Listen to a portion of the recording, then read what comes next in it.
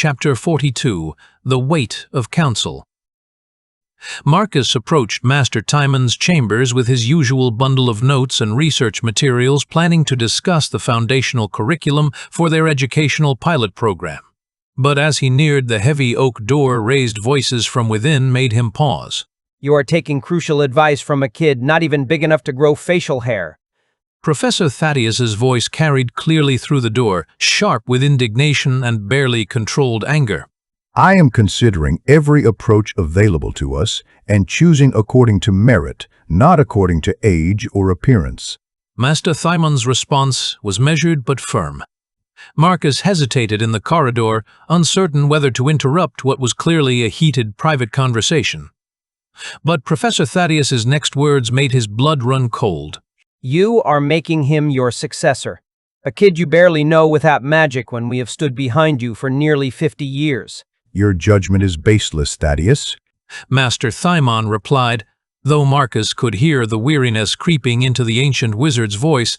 Marcus is earning his place through merit and contribution.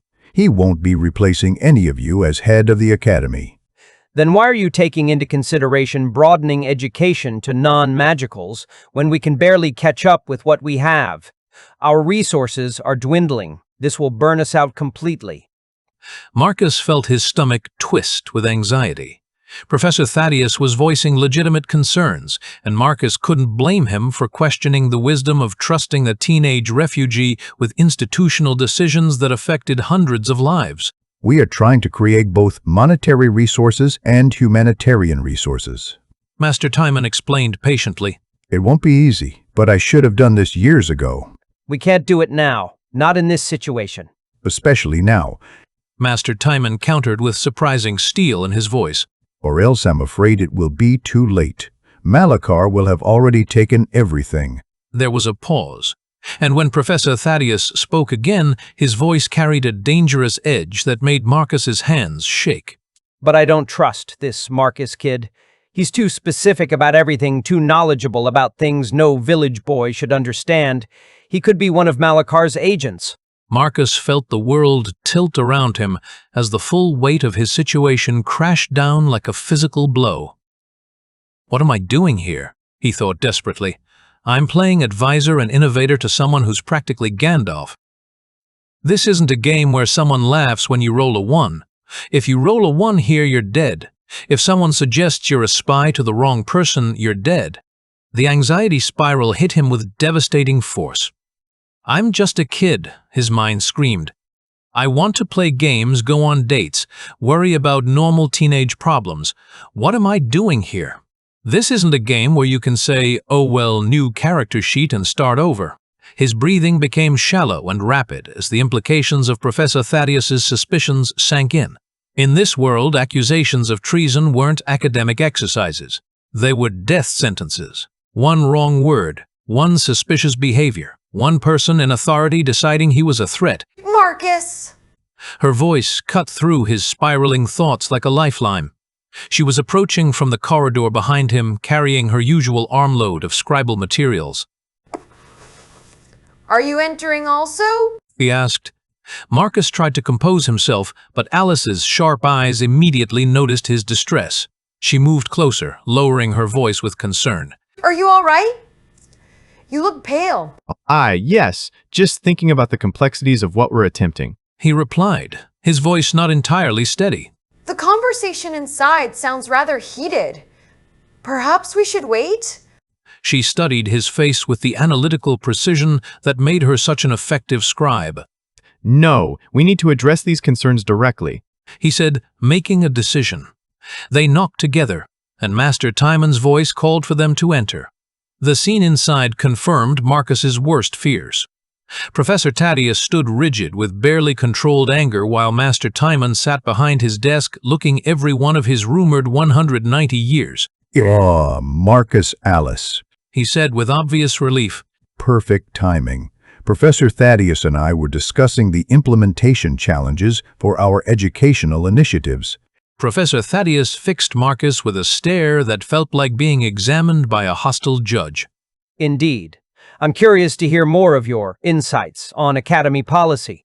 Marcus felt his anxiety spike again, but forced himself to speak with as much calm authority as he could manage. Master Timon, I've been reconsidering some aspects of our pilot program. Kigad, Master Timon's eyebrows rose with surprise. I think starting a full pilot class should be put on hold. He continued, the words coming faster as his nervousness increased. We should focus first on creating qualified teachers before taking on the massive workload of teaching nearly 1 million people now living in Drakmor. It wouldn't be feasible. Professor Thaddeus's expression shifted slightly, showing what might have been grudging approval. Finally, some practical sense. I agree with yesterday's concerns about completely changing our established systems. He added, trying to project competence, while his internal voice screamed warnings about the danger he was in. Perhaps we're moving too quickly. With respect, I believe we should at least preserve the pilot class concept. We can start small, maybe 10 students instead of 20, and use it as a proof of concept. Alice is right. Master Timon said thoughtfully. But Marcus raises valid points about teacher preparation. Marcus seized the opportunity to offer a compromise that might satisfy everyone. What if we focus first on building funding through selling our innovations to the masses, create a solid financial foundation, then use those resources to properly train instructors before expanding enrollment? Master Timon considered this for several moments, then nodded slowly. I believe we can do both. Alice, you'll oversee a limited pilot class, no more than 8 students. Marcus, I want you to create a comprehensive foundational knowledge base. Document how each subject can be taught from the ground up, what materials are needed, what prerequisites exist. Professor Thaddeus looked less hostile, though still skeptical. That's a more measured approach. Knowledge preservation is crucial. Master Timon continued, addressing Marcus directly. You bring insights that could be lost if something happens to you. Keep detailed records of your methods, your reasoning, your sources of information. In time, we can train others to teach these principles. Of course, Master. He replied, relieved that the tension seemed to be diffusing. Professor Thaddeus gathered his robes with formal dignity. I still have reservations, but this approach is more conservative. I'll support the limited pilot program. He fixed Marcus with one final searching look before leaving the chamber. Alice excused herself moments later, citing curriculum planning responsibilities, leaving Marcus alone with Master Timon. The ancient wizard studied Marcus with those penetrating eyes that seemed to see far more than they should. Marcus, the censure troubled by more than implementation logistics, He said quietly.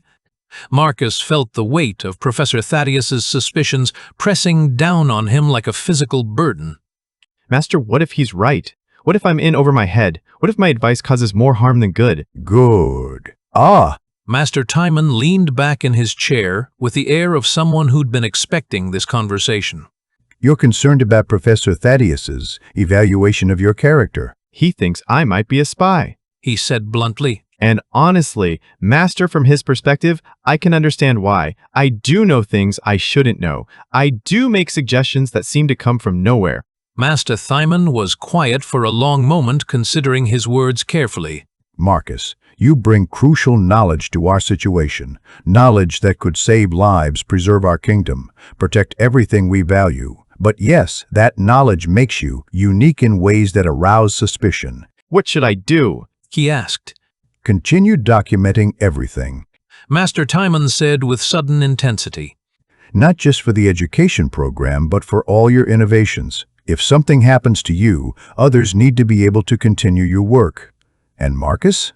Yes, Master? He asked. Be careful about who you trust completely.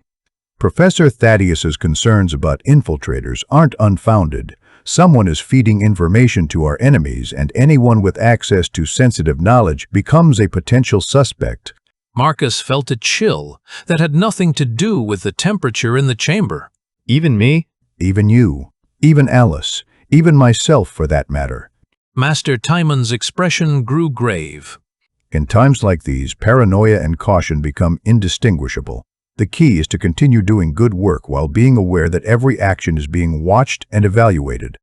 Leaving Master Timon's chambers, Marcus felt the full weight of his impossible situation pressing down on him. He was walking a tightrope between worlds, carrying knowledge that could save or damn everyone he cared about, trusted by some and suspected by others.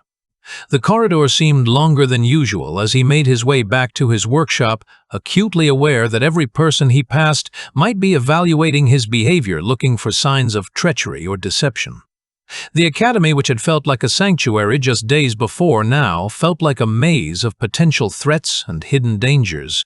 "I'm 19 years old," Marcus thought desperately. "I should be worried about homework and dating and what to do after graduation. Instead, I'm planning education reforms while being suspected of espionage by people who could have me executed with a word." But even as the anxiety threatened to overwhelm him, Marcus felt something else rising in his chest, a stubborn determination that surprised him with its strength.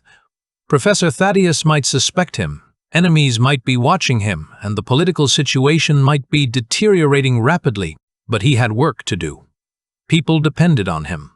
And, regardless of the personal cost, he would continue finding ways to help defend the kingdom and protect the people he cared about. Even if it killed him, which, given the circumstances, seemed like an increasingly real possibility. Marcus reached his workshop and immediately began organizing his notes for the comprehensive documentation Master Timon had requested. If he was going to be suspected of espionage anyway, he might as well make sure his knowledge could survive his potential execution. The thought was terrifying, but also oddly liberating. When you're already assumed to be a spy, you have nothing left to lose by acting boldly. And boldness, Marcus was beginning to realize, might be exactly what the situation required.